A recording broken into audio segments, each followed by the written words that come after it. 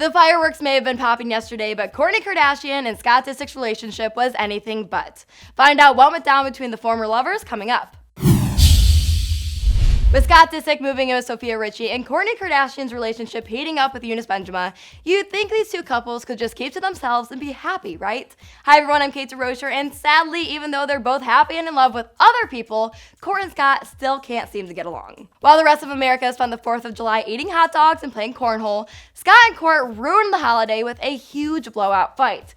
Oh gosh, you guys, here we go. So, what was it that caused the ex-lovebirds to scream at each other louder than the finale of last night's fireworks?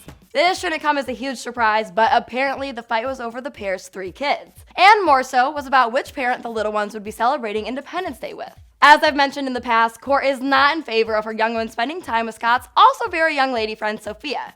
So when Scott tried to keep Mason, Penelope, and Rain with him in the model for the 4th of July, Kourt was having none of it. A source for Hollywood Life said, quote, Kourtney and Scott had yet another epic fight over who was having the kids for the holiday. Scott wanted the kids to be stateside for the holiday with him and Sofia, which infuriated Kourtney. She has been with the kids in Europe and wanted to have them to herself with Eunice. Okay, so let's just pause for a second here.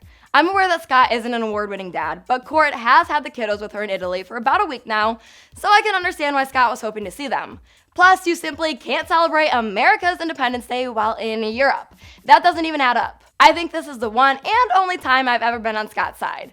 But really, maybe Kourtney should have cut him some slack this time around. The source continued to say, quote, anytime their significant others are involved in the plans, things get emotional, heated, and complicated. Scott was hoping for some compromise, but the whole situation is a mess. I do agree with Kourt that shielding her kids from the flings that come and go constantly in Scott's life is smart, but still, this is a bit much. It's high time that Kourt and Scott figure out how to handle co-parenting better. These constant issues centering around each other's new boos has got to stop. Especially considering both of their respective relationships are getting even more serious, there's gotta be a way to avoid these fights. Try some counseling maybe, not date people half your age perhaps. These are just all my suggestions. Do you guys think Kourt and Scott need to learn to get along? Comment with your thoughts, and to hear about their other screaming match, check out my story from earlier this week.